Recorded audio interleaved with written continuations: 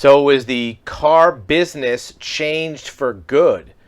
Obviously, the last 2 or 3 years have been a lot of turmoil for the automotive industry. First, there was pandemic, and then there were lockdowns, and then there was inventory shortage, where factories weren't turning out vehicles. Supply chain was part of it, and then dealerships were charging huge markups, and used car prices went up, and now that equilibrium's shifting back, where now there's some inventory at dealerships, but nobody wants to buy them because of inflation. The prices are higher, and because of interest rates, the payments are higher.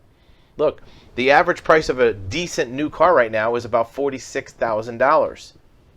At a regular interest rate for most car loans, that's going to be about $1,000 payment, right? At a 6 or 7% interest rate times 60 months, a 5-year loan, a $46,000 car is going to be $1,000 a month.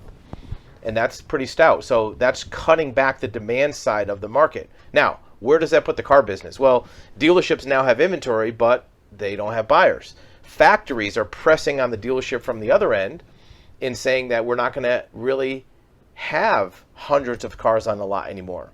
And some factories are saying we're not going to even have dealerships anymore. Buy direct from the factory, not have markups by the dealer, and make it a more Tesla-like experience. What's that going to do for used cars? Are used cars going to be sold only through dealers? Both Carvana and CarMax are both having problems as large used car retailers. Where do you see the car business in 2 or 3 years down the road? Is it going to be factory stores with a small used car department? What about EVs? A lot of these manufacturers are telling their dealers that in 3 or 4 years, they have to sell only EVs or mostly EVs. Some states are canceling the eligibility of gasoline vehicles by the end of the decade, by 2030. So they can't even sell gas vehicles anymore. Dealerships have to do a big transition. That's also going to put a crimp on their parts and service business. Look, most dealerships have what's called a fixed absorption. Fixed absorption means that the fixed operations department, fixed operations means service, parts, body shop, the fixed part of the dealership, or the repair part of the dealership, covers their fixed expenses, meaning that their rent, their overhead, their taxes, insurance, all that's covered by their parts and service department, right? That's fixed absorption.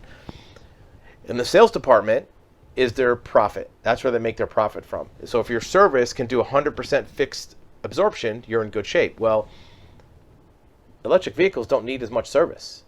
They don't have internally lubricated engines. They don't have transmissions. They don't have all the other parts. Yeah, they might need brakes and maybe shocks and tires, but that's not the same as more expanded repairs. Now, a lot of that's covered by warranty, but the factory still pays the dealer for the warranty. So what happens when everything goes to EVs and you don't have that 100% fixed absorption on the repair side? Maybe you have a 20 or 30% absorption. Well, now your sales department has to cover the difference.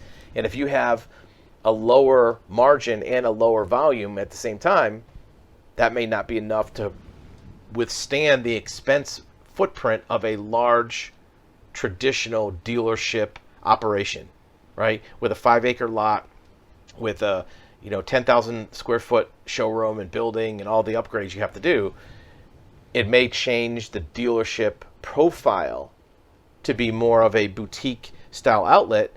Doesn't have a lot of cars, but it's more of a delivery outlet for the factory. You don't need 10 salespeople. You don't need 5 managers, finance manager, all the different things that go with it. Obviously, automotive consumers have an opinion about this. Some like the idea, some don't. Take away your thought about wishful thinking, how you want dealerships to be, and let us know how you think it's going to be. Nobody wants to have to deal with a salesperson that doesn't give you a price right away, that plays around with numbers and has the manager in the back they go back and forth with. Nobody likes that. But what about the alternative? What if it's a fixed price but you can't negotiate? You have to pay full list. Is that better? Carvana was supposed to be, the utopia of car dealerships to buy used cars.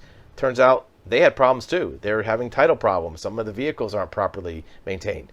what is the happy medium for consumers, and how does a dealership enterprise create a structure that's profitable that can sustain ongoing operations without going out of business?